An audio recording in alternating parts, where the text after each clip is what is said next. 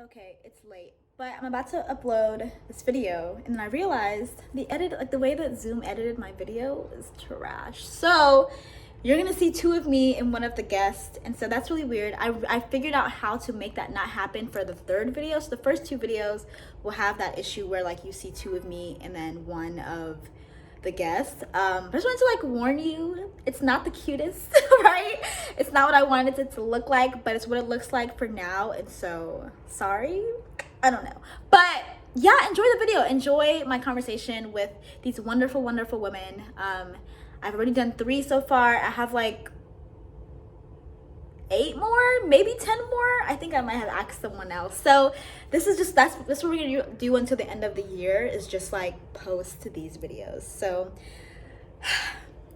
be patient with me. I'm figuring out the technology. But I really, y'all, these conversations, 10 out of 10, wonderful. So enjoy. Bye. First of all, you look so cute. Oh, By the thank way. you. Thank you so much. I appreciate that. No, I was literally like, look decent. Like, don't look like myself. I was like telling myself, I was like, oh my goodness, like you cannot just go in there and just look like whatever. But you said it was casual, so I was like, I'm over here. It's perfect. Well, welcome, welcome, welcome. All right. Hello, Allison. Thank you so much for joining me for another Pink Couch conversation. Obviously, y'all know I'm dialed. I'm not important here. This is about Allison. So, Allison, I want you to introduce yourself. What is your name? What law school did you go to, if you want to share that? And what is your favorite thing about being a woman in law?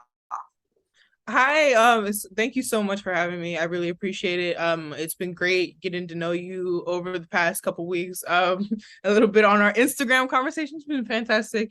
I'm Allison Brown. I am a current 2L at Washington University in St. Louis School of Law. And what's my favorite thing about being a woman in law? Honestly, it's mid. I'm not going in front. I love being a Black woman, but being a Black woman in law, yeah, no. Um, yeah, no, I'm not super feeling it. But it's all right. I mean, I love the ability to get financially stable. Talk about it.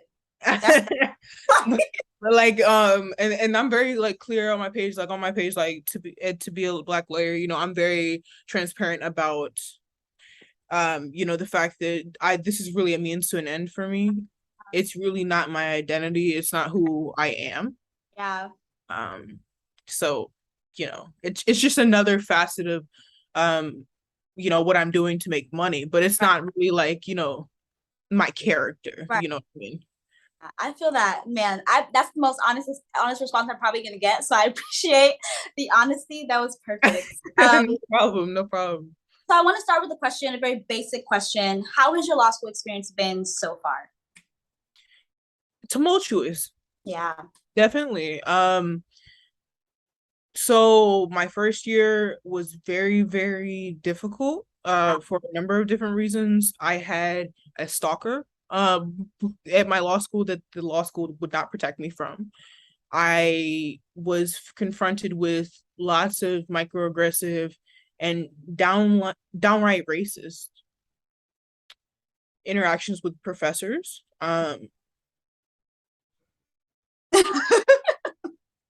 It's been a time, basically. It's been a time. Yeah. Yeah. We out here now though. We out here now though, but like that was rough. So so like the first year was really rough, but now second year is not so bad at all. Like my first year summer was absolutely incredible. Shout out to my firm, they were absolutely incredible. I worked in New York City. New York City is a great place to live. Um and I worked in big law doing renewable energies. I think what I want to do so I can absolve myself of some of the ills of capitalism. Right. So not to mention my firm is like UK based, so that really helps in terms of being able to be myself and being able to not lose myself when I go into corporate America. Because yeah, Yeah. I actually want to move back a little bit and talk about like your origins. Like, where are you from? Who's your family? Are you first gen? All the questions, all the things. Absolutely, absolutely. So I am not first gen. I am third gen on my mom's side. I'm fourth gen on my dad's side. And both my parents are black. So I'm from PG County, Maryland. I'm from Bowie. If people be like, "Oh yeah, that's definitely PG." Yeah. I went to Catholic school growing up. That was rough. I got in trouble a lot. Um Growing up, I used to curse a lot. I still do, but like I used to like as a child, like I was really not great with that. But basically, my mom is a lawyer. She went to Harvard Law School, Wow. and so she's really really bright, and I credit like all my success to my mom. My Mhm. mom is really, my role model in every sense of the word, but at the same time she doesn't practice law. So Oh, that's okay. not super helpful to me. Yeah. That makes It's not like she can give me a job or like really give me pointers. It's more so like she's done it. yeah. And it's just like anything else in life is hard. It's not like there's anything special that she can like, nudge me along, and like I can call her up for like a contracts question. Like nah, like she, nah, it's just not like that. Is she a good like emotional support with Oh, like absolutely. right, right, okay. Absolutely. But I think any mom, Yeah. that's kind of like what their role, like in a lot of, that nurturing, Mhm. motherly guide Yeah. along life. So Yeah. I think that that's mainly what, having a mom who's a lawyer, that's great. But like, Right. it's not like this huge, like, oh, at least for me, it's not like this huge, like, oh, well, my mom really knows, because Yeah. like my mom and I like came up in two different types of worlds. Mhm. Like I'm very like critical race oriented. Right. She was very back in the day, and to no fault of her own, brought up in a respectability politics generation Mm-hmm. where Yeah. where you really have to adhere to societal norms in order to get ahead. Right. And she worked within those societal norms, whereas I'm kind of just breaking them and Right. seeing how far I can push. Uh, Seeing how far I can push. Like I'm twerking on my page, I'm doing a Right. lot of stuff. I'm like pushing all the buttons, seeing like how Yeah. far can I take this to really just be myself, and just Oh, I'm trying to see, what are the outer limits of yeah. acceptable, Right. within the profession. Okay. There's so much that I want to like pull from that, but I for you to share like your journey from law school, from undergrad to law school. Like, did you take a gap year? Like, what did you major in? All the things. So yeah, I took 2 gap years. I graduated from University of Michigan Mhm. undergrad, and I was really depressed. I was like going through it. I was like, oh my goodness, like I can't find a good job. I Uh, graduated with a degree in policy. okay. So I majored in, so basically at Michigan you have to apply to this separate school called the Ford School of Public Policy. Yeah. And if you get in, then you graduate with a BA in public policy. I was the only Black Angel Scholar of class of 2019. That means you get all A's. So I was really busting my ass. Mhm. I did really well in undergrad, but like I couldn't get a good job paying Uh, over 50K. So like I was really frustrated. So I was like, you know what? Let me work for this big law firm right. for 2 years. And I ended up working at a big law firm in DC, in Washington, DC, for 2 years as a practice group assistant or paralegal type person. Yeah. And that was like, I remember being very grateful to them for keeping me on Hmm. during the pandemic, because I really needed to get my mental health correct, like right. And you got health insurance at those big law firms. You can go get your health right. You can really do what you need to do to take care of yourself. And so it was really a great stepping stone, but it wasn't the intellectual rigor that I needed. Yeah. And so I never wanted to go to law school. Yeah. Yeah. Yeah. What did you want to do instead? I wanted to be like a policy advisor, like a talking head is still really what I want to do. Yeah. Like this personality base where we really interrogate systems, and even those people who are like talking on podcasts, like not Fresh and Fit, because man, they are problematic, but like but like what I'm talking about, like Don't Call Me White Girl, like I have not heard. oh, okay, she's like a comedian, and so like doing that kind of stuff, or Angela Rye, these types of people who are really they're really like interesting people, and saying like they're talking about politics. Okay. Yeah. And that's what you want. That's what you would have envisioned your mind or your life looking like if you didn't go law school. Yeah, but there's no place for Black women there. Without a law degree, like you can't get into those spaces. It's so true. It's so true, and it's so unfortunate. I completely agree. Yeah, it's terrible because even like you having your podcast, and like you're creating your own space. Right. Like you're like my version of Carisha, please. Like like like the space that you're building. And I know that's like, have you seen Carisha, please? I have not. I think she's one of the city girls. Am I wrong about that? Yeah. Okay. Yeah. And she basically just has a little talk show now. And she like just talks to, celebrities and gets to know the truth. And I just like, I can appreciate that. I like that type of work. Yeah.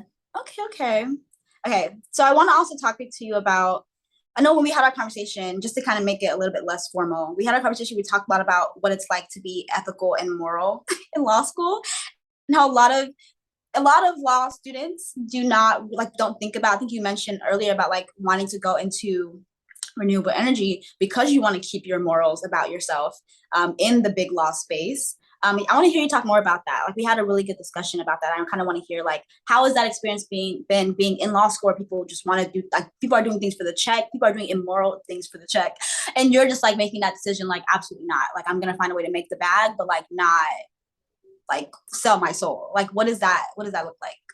Absolutely. I think that's really something that anyone's gonna have to grapple with in law school. Being around a lot of people who are willing to do anything for a check. And that's just something I'm not willing to compromise on. I think that picking the right job for that is really key. Where that you're gonna have the autonomy to be like, no, I gotta live here. Yeah. I live here on Earth. I'm not working for the fossil fuel industry. If you can have autonomy to say those types of things, that's really something that you need to work on, because like at the end of the day, like everybody got to make a check. I get that, right, but like it ain't gotta be me though. Yeah, facts. Like, you know what I mean? Like because like on some, like I'm a Moravian Christian, so like basically like that's like the most lackadaisical Christians like that there are, and they're basically like our patron saint, or the godfather of the granddaddy of like Moravianism is like, or the Moravian Church is Jan Hus, who was basically like, have a good relationship with God, and that's all you need. And so like I feel like I personally don't have, like I have to live for something other than myself. Oh, that's good. Yeah. And like so many people in law school are just like, and this isn't to knock them because they gotta live their own life and do their own story, but so many people are just like, I gotta make some money, I gotta do whatever, if that means I'm gonna go lobby for Exxon, I'm gonna do it. And that's fine, but I don't know if that's for me though. Yeah. I don't know if that's for me though, and I have to I'm just figuring that out. I'm figuring that out, and yeah, a lot of people don't want to be honest about that reality. Right. I'm really curious because I know that you're an Enneagram 8, so a challenger, defender, protector. So I'm sure this kind of has come natural to you, but I really want to know, like, how did you get so good at like being yourself, like being willing to like stand on like your morals, like stand on who you are in law school, like how has that, one, how has that served you, how has it not served you, and then also like what are some things that have helped you to be like, other people are doing X isn't working out for me, I'm gonna do Y, you know? Yeah, I mean, it's definitely served me and not served me. So let me start with that. Part of it's genetic. My daddy Yeah. from New Mm. Newark, New Jersey. Well, he's from like Montclair, but he was born in Newark, and he grew up around some rough Italians. And so, but so like, but like I always hear him echoing in the back of my head. He always used to say this to me as a kid. He was like, if they're not paying your bills and they're not coming in bed with you at night, why do you care what they have to think of you? So there's that. And then so that's in the back of my head. But also like, I think that we're all gonna die. Absolutely. And we're all gonna die. And I want to be known as someone who tried. Someone who genuinely tried for the advancement of Black people and was against respectability politics. Right. And was really trying her best to do what she thought for Black people to not achieve parity, but achieve like humanity. Yeah. But I mean, it's not served me in a lot of ways. Like, for example, like I got sent to the dean's office 15 times last semester. I talk openly about that. Like, I remember sitting in the dean's office and the dean gave me a book talking about how I should be more accepting of my classmates' white mediocrity and racism. And I was just like I'm looking at the book over there. It's like sitting on my like at the bottom of my bookshelf. Okay. Yeah, it's called Blind Spot. I hate it so much. And like the thing is like the audacity to say something like that to me is just like, Bolt, like you really thought like you really thought like I digress. I mean, I guess like part of it is just like, you got to stand on your morals because like Malcolm X says, if you don't stand for something, you'll fall for anything. And I just cannot stand like people's lives are on the line in law. People die because of law. People die because of law and policy all day long. Like people not having clean water, those are law and policy discussions. Right. Exactly. And the elected officials we have, who kill people, those are people who are enabled by the law. So it's not really a place where I feel like you can just be like, oh, well, I just really want to make my money and keep my head down. Like, no, you have to. There's consequences. When will you learn? There are consequences for action. I'm sorry. I'm a meme, but yeah. Man, I kind of want to go back to what you're talking about with your dean. Like, what are other examples where you've seen white supremacy play out at your law school, if at all? If there are any other examples? Yeah, so there was this guy who wrote like this 1,800 word diatribe. Okay. About me. Oh, okay. Yeah, he posted it on Canvas, and he just called me aggressive, said that I was threatening, that I was making people uncomfortable, and a number of white classmates like spoke out against this and were like, yeah, no, she's not any of those things, like which was really comforting and helpful. Like a number of white men and women were like, yo, like chill, like she never threatened you, like this is all in your head, like you really gotta chill out. So I mean there was that, but the problem was that my white professor, my white crim law professor didn't say anything and didn't disavow that language. In that same classroom, I had a classmate say, it should be defensible to shoot Black people, specifically Black Lives Matter protesters, in defense of property. Wow. So these are racist, violent assertions that are promulgated by former President Trump, saying like when the looting starts, the shooting starts. That's a history loaded conjecture of that really like came out in my classroom. And I wasn't comfortable, and I wrote this thing about like I'm afraid to go back to WashU Law, in part because of that type of language not being openly confronted and disavowed and denounced. So there are so many racist things that have. But I also go to school in Missouri, so like so there was that. Like you go to, but you say things aren't better at Berkeley. So Berkeley is just. I think things are so. Our professors are amazing. So I haven't had an issue with professor. Our professors they appreciate nuance. I will say that they will like, because I don't know if you know how liberal like the Berkeley area is, the Bay Area in general is like a very liberal environment. So people are more afraid of being called racist than anything else. So they're very careful about the way things. Like even for example, like our Black Law Student Association isn't even called BALSA. It's called LASAD because it stands for Law Students of African Descent. Like that's how politically correct we're trying to get over here. Like we're trying to be as inclusive as we can be. So yeah, that's the experience that I feel like Berkeley has given me. Is like, and I also went to liberal arts undergrad, which was a very different experience. I was a very different person, but Berkeley, like the professor is definitely making an effort. I don't think I've had a professor where I've just been like, "Ooh, like that is."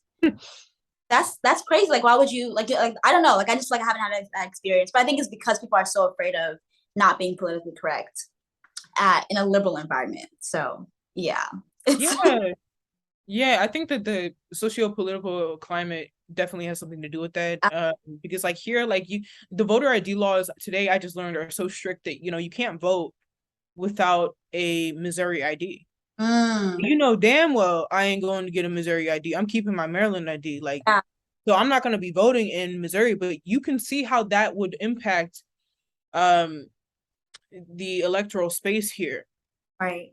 In the electoral politics, in that students literally, unless they want to give up their former ID and get a Missouri ID, you can't vote here.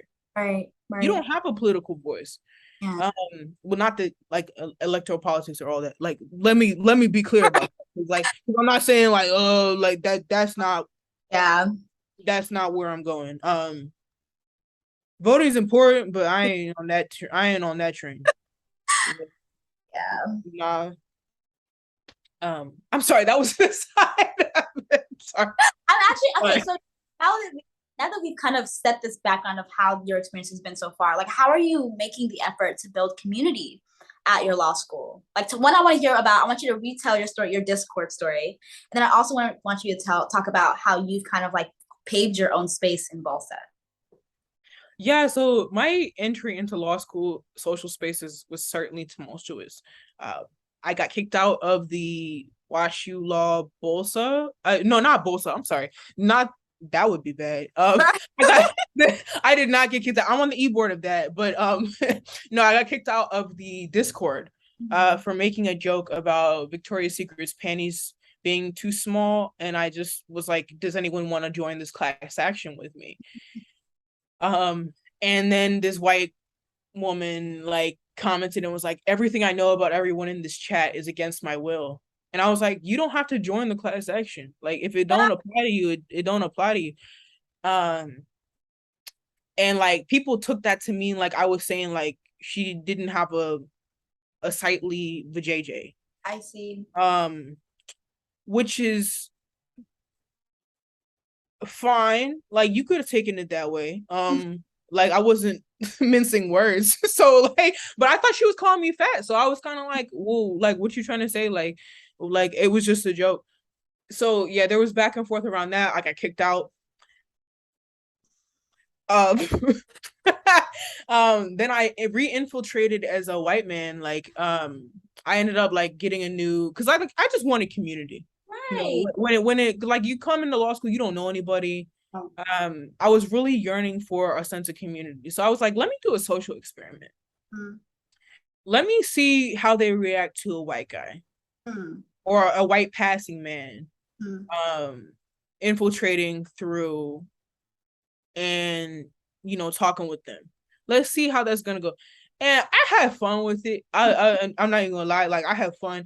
And when I'm explaining this, it's like, damn, why did you keep like wanting to go into the Discord? Because I was lonely. Yeah. Like I was lonely. I was going into law school and I didn't know anybody but Yeah. this creepy stalker guy who would like then um who really just wanted like to have sex with me. And then when I said no, like he got all upset with me and like didn't want to be my friend. Then so I thought I lost a friend in that. Then I Yeah. got kicked out of the Watch You grad the Watch You Discord. Mm-hmm. And so I'm thinking like I just really don't have anybody. Let me see if this is something about me or Mm-hmm. if people are truly just racist. Yeah. And they're just truly on a different type of time that I couldn't have even, fucked with anyways. Mm-hmm. So I went in as like I used to picture my cousin. Um and I made a new account and I like just kind of like would comment on stuff like that people would say that was problematic. Um and I got kicked out again. Mm. Like after people kind of realized it was me. And so like I got kicked out again after that. And to this day I'm still kicked out, which is like I'm good with it, but like at the same time, like it's just it's weird to see it's human to want community. Yeah, exactly. And I'm not gonna apologize for wanting community, you know what I mean? Yeah. Um I think that I'm misunderstood Mm-hmm. often within Midwestern context because like this same thing happened to me in undergrad where like I made a joke about doing sexual favors for this restaurant called Frida Batidos. I said it's so good I would do sexual favors for it. And then a lot of people got on Twitter and were like, "Oh, she a hoe. Oh Take, no. take her to Frida Batidos and hit." And I was like, oh my God, like it was never that serious. Like, Oh. because I had said this in a group me. Mm. And then they took it out to Twitter and ran with it. And I was just kind of like, man, like people in the Midwest just don't really get it. Like they don't get that like you can just joke. Yeah. I just never thought it was that serious. And like I guess people here don't see things like that. And I like set up before about how like I don't think people realize how isolating and lonely law school can be, especially at the beginning. Depending on your personality. I know there are some people who like just like found their community really easily, really quickly, and it was fine. But I think we hear those stories, but we don't really hear the stories of like actually it takes time and it's actually very hard, and you're sifting through hella people, and it's like you have to make hard decisions, like your decision to stop like engaging with that person who was stalking you. Like that probably was a hard decision for you to make because you had like your choices were to continue to be harassed by this person or to have no. You obviously made the correct choice to like get out. But I'm just like my point is just like I feel like no one talks about that part, and I think it just takes time, and I think also it takes like courage. I think that's the word is like courage to be like I'm gonna find my people, and you found your people. I feel like that's kind of where this is leading. Is like it took time, but like I'm finding like my place. So like I want to hear you talk more about like how you are part of the board of BOSA, like what's your role in BOSA? Yes, all those things. yeah, so I'm the WashU Law Tulsa advocacy chair. So as advocacy chair, I craft statements, I hold events. I really started this, and I started this last year. It was just me in a room, booking rooms, and Mm-hmm. being like, "Hey, yo, I want to talk about this topic at this time. Pull up. Mm-hmm. If you bring anything, like I ain't got anything to do with it, but you can bring things. But I'm not saying you can bring things for legal reasons. Pull up to the law school. We're gonna have talks, and like the best one, like got like 40 people to come out. I was like, wow, like people really came out, and I wasn't affiliated with anyone. Like it was Yeah. really just me just saying like I want to talk about, what does it mean to be an alpha male? Mm. What does it mean? Like, what does that mean? What does the dating situation look like these days? What does it mean to be black and be fetishized? Like, what does it mean to be in law school and um, adhere to respectability politics? What does it mean to be in a movement? Mm. Why like how do lawyers have roles in movements? Having these different types of talks, I just basically extended them into my role as advocacy chair. So I do that here because having conversation and civic discourse is paramount to our education. Absolutely. And without, you know, and like having those types of conversations, you have to. Yeah. Within inter-community conversations within the Black community, but also inter-community conversations. So I had a talk on interracial relationships. You know, and you know, it's interesting. It's interesting that you said like, how are you finding community? Because it's like I still feel like I'm finding it. Okay. Because you know, I really vibe a lot better with the PhD students and the grad students. Wow. Yeah, I feel like those are more my people as opposed to the law school students, where law school students, I feel like a lot of them are scared. I don't know what they're scared of, but maybe they're scared of making their firm mad. Maybe they're afraid of like, you know, something getting out that they said something the wrong way or something like that, which are real fears, don't get me wrong, but like that's no way to live. Right. And I'm not gonna live like that. So yeah, no. I think I appreciate your honesty in saying like you're still finding it, because I think I'm in that same space that I think people like will expect. Oh, by 2L you be like set, but I think I'm still in that same space of like still finding my people, and it's like slowly happening. But I also love that you're branching outside of the law school. Like that's impressive. And I love so many things you said. You are just amazing. You know, I like you. Like you're great. No, you're amazing. Stop. No, like I'm just trying to make it in this world. You know, like you're amazing. Stop. Like, you know, we both just trying to be shit. So you know. Bad. Look. How like you can just bring up topics about law school, like you're talking about topics that have to do with like life, like what is it about, what does it feel like being a Black person in this world? I think that's something that I feel like I'm missing in law school, is like people have an inability, people are unable to talk about things other than law school in law school, and that's not fun for me. Like I'm not like, law school is not my life, so I really want to know people deeper than just like what class are you taking, right? Like what clinic are you in? I don't care about those things. Like who cares? I want to know what makes your heart hurt, what makes you cry, what makes you happy, what brings you joy. Like I want to know the deeper things. And I think that it just takes time to find those people, and sometimes you're not going to find those people in your law school, and I think that's like hard to like stomach, but it's just kind of the case sometimes.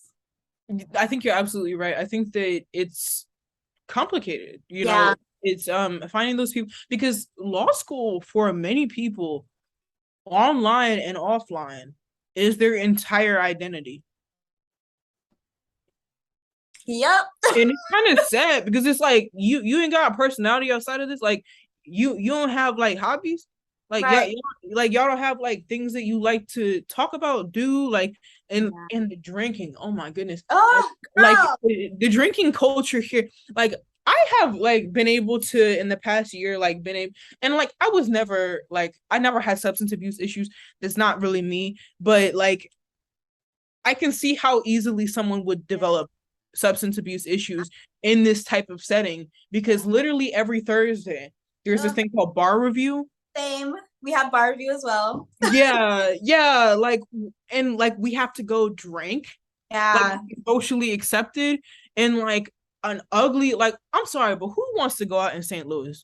That's my first thing. Why are we maybe I'm spoiled because I spent a summer in New York, and I'm like, honey, if it's not New York, I'm not trying. If it's not New York or LA or San Francisco, I don't care. Like, what am I doing?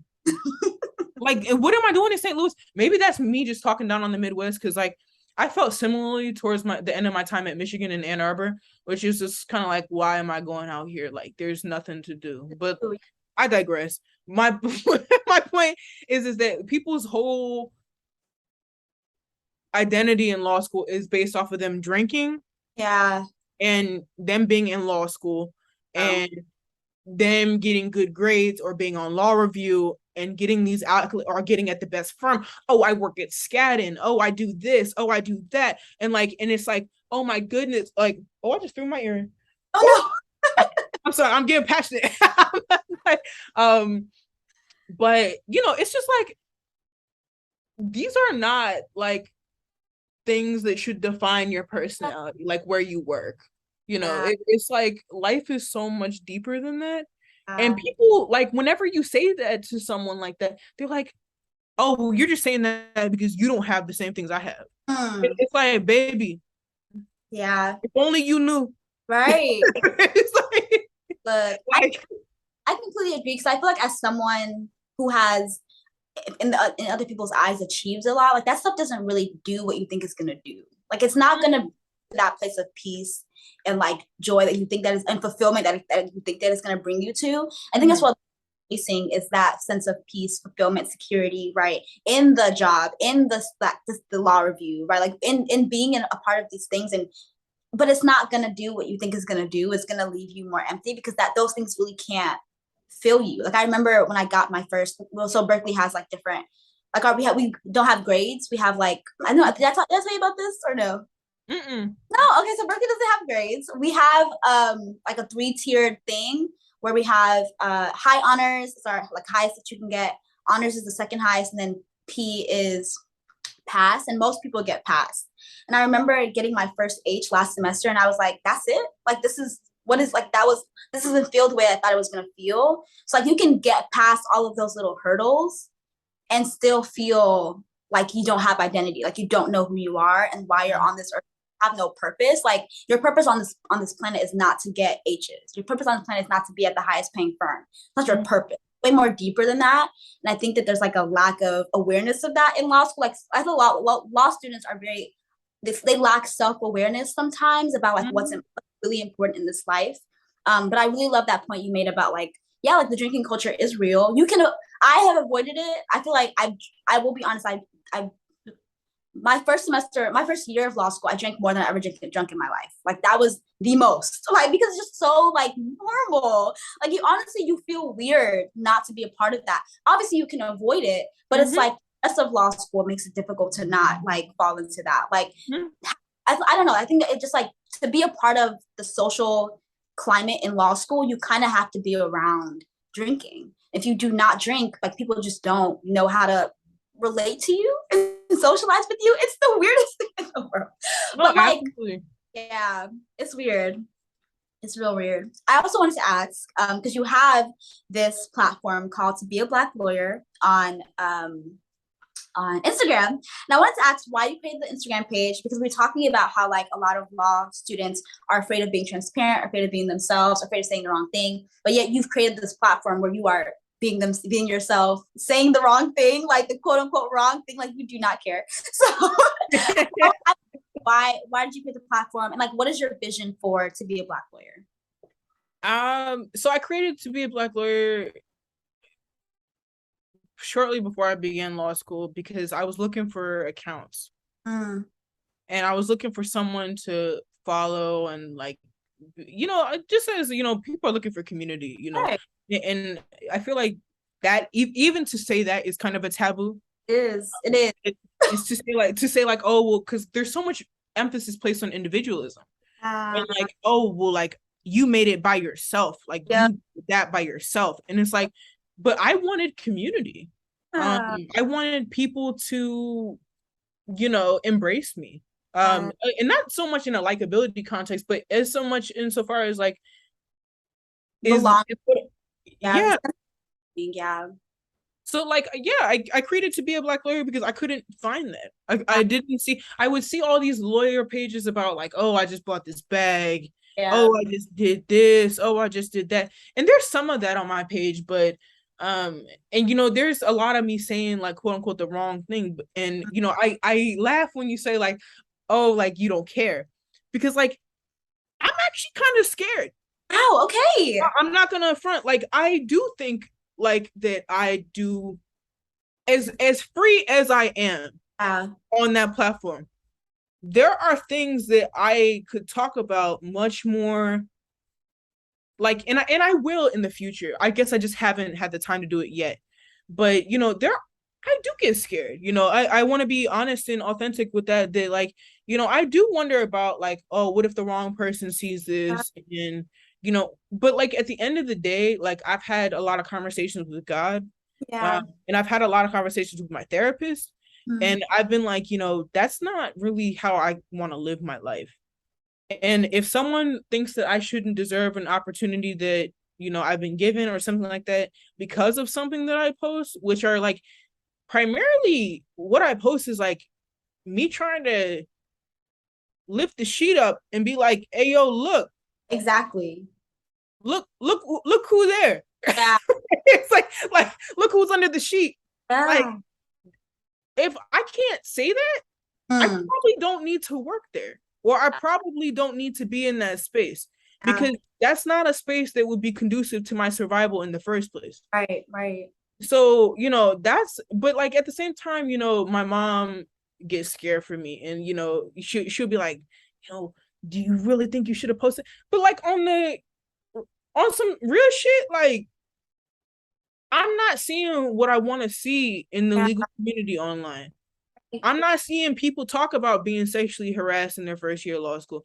I'm not seeing people have to reschedule their exams because some crazy person, wanted to put them through hell. I'm not seeing people talk about their racist professors, other than like me getting a notification that something popped off at Georgetown, because Georgetown need to get their shit together. I don't know what's going on over there, but I get a notification like every couple months, like, of some crazy shit popping over there. but like, I don't see the students like saying like what they individually are going through with it. Like, when a hate crime happens, I'm not seeing people being like, oh, I don't really want to go to class. I'm not seeing people embrace their mental health needs, Come like, on. online, and being like, I skipped class today because I couldn't deal with Mr. Gunner over here, who won't shut the up, about he just wants to make himself look smart. And I'm trying to learn, and I have time to deal with him today. So I'm not going to class. All right.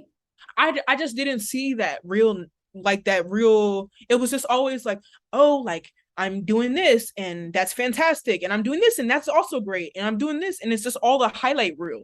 Yep. In this highlight reel Instagram, I was just like, that's not real.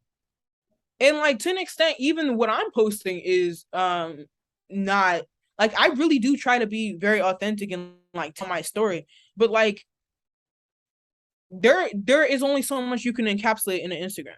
Right. There's only so much I can do, and I'm trying my best, but I'm sure there are people out there who will be like, man, your shit fake. I'm be like, damn, like, I'm really trying.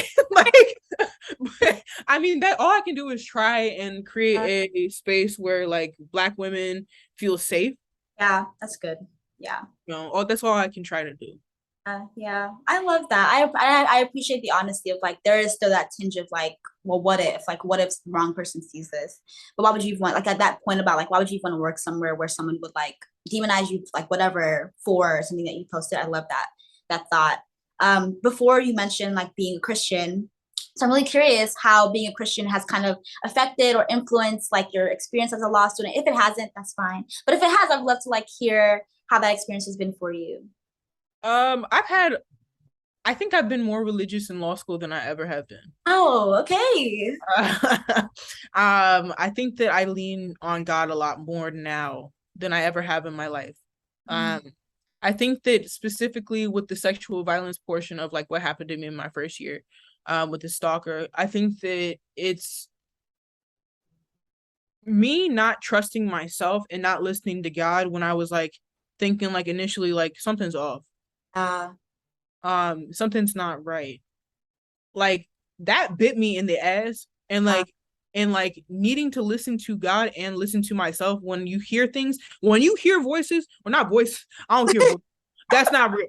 I ain't got that problem. That's not real. But I mean, if you do, it's okay. Like, just get help for that, I guess. But like, that's a aside. But like, when you hear like your conscience basically saying like, yeah, yo, like, this is something's off. Like, you need to listen to that voice. And I think that leaning on God in my first semester and being like, I'm sorry. I like, and having that relationship with God and being like, yo, I did not know. I didn't know that like disobeying what you had in plans for me was gonna hurt me like this. I will never do that shit again in my life. Like, I will never do that shit. like oh God, like I was like apologizing like all the time, like to God, like, oh my God, I cannot believe this is happening to me. Like, this is crazy. Like, this crazy shit, like, it happened in my first year of law school, has never happened to me before in my entire life. So I think that really pushed me closer to God. And like I don't go to church, like, so let me not say like I'm a Bible thumper or anything like that. I'm pro-choice. I think the people should do what they want to do. You know, I'm not that type of Christian. I'm not. But in terms of like, let me just clarify that because, Right. because there are a lot of questionable Christians out there who will be like, and like my boyfriend is Muslim, so like so like it's not like I'm like completely intolerant or anything like that. Like, I think Moravians are so, you know, giving on that nature, and they're just very much like have a good relationship with God, and that's really all you need. And I just really wanted to lean into that my last year because it's been rough, and you know you can't do it by yourself. I don't think I could do it by myself. Right. Absolutely. Okay, so since you brought him up, Yeah. Oh my god. Yeah. I love love, so I'm gonna talk about this. How have you sustained your relationship with your boyfriend in law school? People talk about it all the time, talking about, you should only date lawyers, or you should not date, like, or if you date non-lawyers, that's some people who like get it and who have like had professional degrees in the past. Like, what are your thoughts? Like, tell me your, I want to hear your love story because I love love stories. And then two, I want to hear how that experience has been with having him in law school. Yeah. Well, my love story is basically like, have you seen Abbott Elementary? I have, of course. So so yeah, fantastic. So like basically like the black guy and Quinta Brunson, Okay. Oh, Tyler okay. Jane, like that's basically like how we met. Like, and whenever I watch someone Abbott Elementary, I'm like, oh, that's like because like I was kind of like an after school teacher or like that kind of thing, and he was like basically like the full-time teacher, and like we ended up doing like a weekend thing, like a weekend, like we were helping the kids do something. It was like a STEM workshop or something. Okay. And I just asked him for his Instagram. He was like, "You didn't ask everybody else for their Instagram." I was like, "Yeah, I did. I definitely did. Don't feel yourself." And so like he ended up following me on Instagram, and then he like sent me a DM Mm-hmm. and was like, "Do you want to go on a picnic?" Because like this was at the beginning of the pandemic. Okay. And like he didn't want to like go like out anywhere because like I've been posting about like why y'all still eating inside? Why y'all doing that to these Right. servers? Like why y'all doing all that? Like it's immoral. And so I guess he picked up on that and was like, "Do you want to like I'll make a picnic for us?" And I was like, "Oh wow, like I busted open right here." No, I'm kidding. I'm just kidding. I'm just kidding. I'm just kidding. I'm just joking. I'm just joking.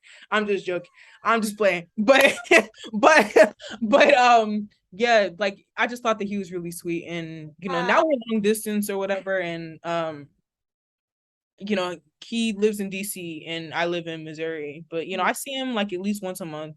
Okay. So it's not terrible, but you know I think that you just got to be flexible with your partner, and kind of I hate that messaging that's like all around like to only date a lawyer Yeah.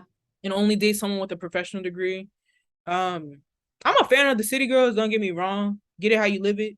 Right. I'm a fan of getting a nigga to trick on you. Like that's fine. Like if you can get it, I'm a fan. Right. But nothing in life is free. Uh. Um and I think I learned the hard way that a lot of those men who have the means to do stuff like that, they not good people. Now I'm sure there's some out there. I'm not saying that. The majority. You are talking about the majority, so let's stay there. Yeah, the majority, they not good people, and Yeah. a lot of them will do some unspeakable things to you for you to get that money. Ah. And it's all about what you're willing to pay for. Yeah. And you're paying in your mental sanity, you're Mm. paying in, you know, your future trauma, your future therapy bills, which I think everyone should go to therapy, but like We're gonna talk about that. We're gonna talk about that. but yeah, you know, like I think that I don't think I would date. It would have to be exceptional circumstances for me to consider dating a lawyer. Yeah. I think that most lawyers do not have the morals Mm-hmm. that are necessary to, like, a lot of, like, the guy I'm dating now, like, even if it went south, I can say, like, on all 10 toes, like, he's a good person. Oh, yeah. Like, and he genuinely tries his best every day he wakes up to be a good person. Right, And right. there are a lot of people you cannot say that about. Yeah. And that's a very real price. And it's all about your personal priorities. Facts. Do you want a nigga blow a bag on you? Okay. Right. If so, that's great.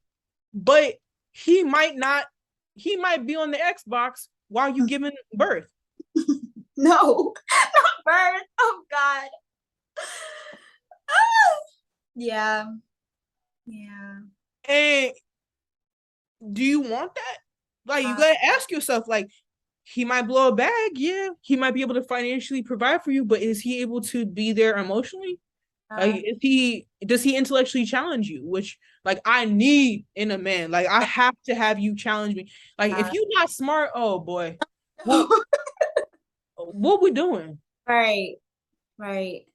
No, and I think that's like interesting because I think a lot of I think like you said before, there are men who like fit both, like who are emotionally available, like smart, like all these things, and also have financial stability. Like those are the people that's like the perfect middle, right? That's the perfect Oh spot. yeah, oh yeah. But I think I definitely get where you're coming from. I definitely agree. But I'm And just glad I'm like not crazy. oh no, not at all. Like, and like the thing is that a lot of those men who fall into that middle, they're Yeah. colorist. Oof. Stop. They're colorist and they have issues. Like, they like white women, or they'll be into lighter skinned women like myself until they find out, oh, that's a nigga. And then they're like, oh, no, no, no, no, no. No, no, no. That was like, you're not the exotic, sexy, they can't fetishize you anymore in the way they thought they could. Right, right. So, but that's a whole nother. Right. That's a whole nother. Yeah. Oh man. Yeah, but But I want to bring up that point you brought up before about therapy. My final question for you is, how do you take care of yourself as a law student? therapy. Yeah. You gotta do it. You gotta do it. Therapy is super important. Wow. Highly recommend. And not only like just therapy, but like getting and investing in a quality therapist. Like, it's gonna take like 1, 2, 3, 4, 5 chances to get one that really meshes with you. I've been with my current one for like 5 years, I think. But she was like my third therapist. Wow. Like third or fourth. And like, I had the one that I have now is a Black woman, but I had a white woman, I had a white guy. Um, and we just didn't gel. Yeah. Like, I'm sure that there are, white people who can do therapy for Black people. I'm not saying that, but Right. we just didn't gel. So, I think that people investing in time, also getting routines, the value of a routine. Facts. Facts. Like, no one tells you this, but like, half of being an adult is really just learning how to care for yourself. True. Yeah. Like, eating the right food, like, eating nutritious food, not like, oh, let me go be healthy this week and like Right. fill up my fridge with a bunch of food I'm not gonna eat. Right. Because like, that's not productive. But like, finding foods you actually enjoy eating, like finding exercise that you really enjoy doing. Like, Ah. if you don't like running, I hate running. Right. It probably looked like it too, but that's okay, because because I don't like running. That's not what my body was built for. I got thick legs. That's not gonna happen for me. Like, running and me just not compatible. Right. But I do like to do the stair climber. I do like to swim. I do like to play tennis. I do like to do all these other things outdoors, and I do like to hike. But like, you gotta find things that really build yourself, and don't push yourself into doing things that you don't want to do, because then you're just gonna be resentful and be unhappy, and that's Right. not good. Yeah. No, I completely agree. Those were good tips. Those were perfect tips. Yeah, I think that one thing that people don't. Am I still here? My bad. My phone just like. No, you're still here. I can see you. One thing that people don't talk about often is how like law school is not the place to experiment. Law school is the place to like build on the foundation you already have. If you try to like try new things in law school, like it's no, like this is the time to like know what works for you and then use that to like keep building on that. I think a lot of times like people are comparing themselves and saying, well, that person is doing XYZ, so I should try. No, that is not the time to be doing that. The time is to know who yourself and know what works for you and stick to that, and stay there, because I think that yeah, that thing for me, that was the recipe for disaster, was me looking at other people and being like, oh well, they do this, maybe I should join in, or maybe I should change my personality so I can make friends and like be in the community. Like no, like be who you are, and like the things that are meant for you will come for you. So yeah. Say that because there's so much like comparison. Yeah, And so like law school is like a literal trap of comparison, and like you trying to compare yourself to other people, and like people gotta be honest about that, because the more we keep trying to tell each other like, oh well, it's all perfect and fine and dandy, and you're the issue, like you're the outlier, like it's not true and it's not helpful. exactly. Very, very true. Okay, well, on that note, I just want to say thank you, Allison, for taking the time to talk to me, to share your story. This was amazing. I feel like we've been getting to know each other the past couple of weeks, and it's been like, this is like, I wish we went to the same law school. I really wish that we did. Me too, for real. Like it would be like, damn, I actually have a real like authentic great friend in law school that I can get to know on a deeper level. Like, and I feel like our conversations on Instagram like are a little sliver of what that would be like. like Exactly. I completely agree. But you can find Allison on Instagram at to be a black lawyer. Do you want to plug anything else? This is your chances.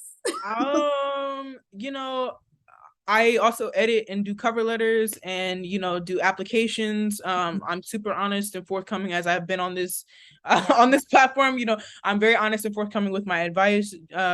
Brown Editing LLC. But I promote that on To Be a Black Lawyer. So, but yeah, no, I'm just looking to be in community with more people. I cannot thank you enough for this opportunity. And you know, thank you so much for having me. I'm really grateful to you. And yeah, it's just love all around here. It's all love. It's love. And I'm really grateful. So yeah, thank you so much. No, honestly, thank you, because I feel like you're right. Like you are one of the only people I know on Instagram who are like giving like the real raw, like this is my experience. Like I think there have been times where I've read something that you've shared and I'm like, dang, I wish I had the boldness to talk about my experience this way, because it can be very isolating and lonely to be like, I have to keep this inside and not share it because I'm like afraid. I'm the scared lawyer, right? Like I'm the scared law student who's like, I can't talk about this because like whoever's gonna see it, blah blah blah. Like, but I think for like watching you is like, dang, like it's possible to have courage. It's possible to be bold. It's possible to be yourself and like still like live after that. Like your life is not over because you're being too honest. I think that's been the challenge for me, is like, how do I like be emotionally honest with the world without like in my head sharing too much? So that's like been the balance I'm finding. But you have been an inspiration to me for sure. Oh no, you're an inspiration to me. I mean, you are making me literally look at my personality in a whole new light. And I appreciate that, because I had no idea before, because like I remember seeing your page and I was like, what is this? Right. What is that? Like that Cardi B me? What is that?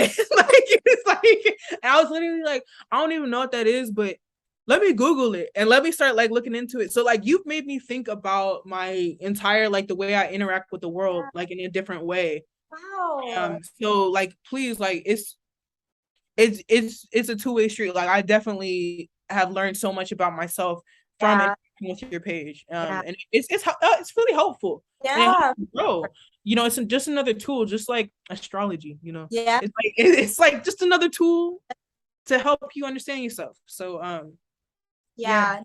I think we were talking before. I was talking about how like my dream job, quote unquote, in like in retirement would be like teaching a class on like Enneagram and like being a lawyer and how to like use that to like be healthy as a lawyer, like as a law student. Like that would be like dream job. So hearing you say that, I'm like, oh well, people actually might need this. So you're giving for sure.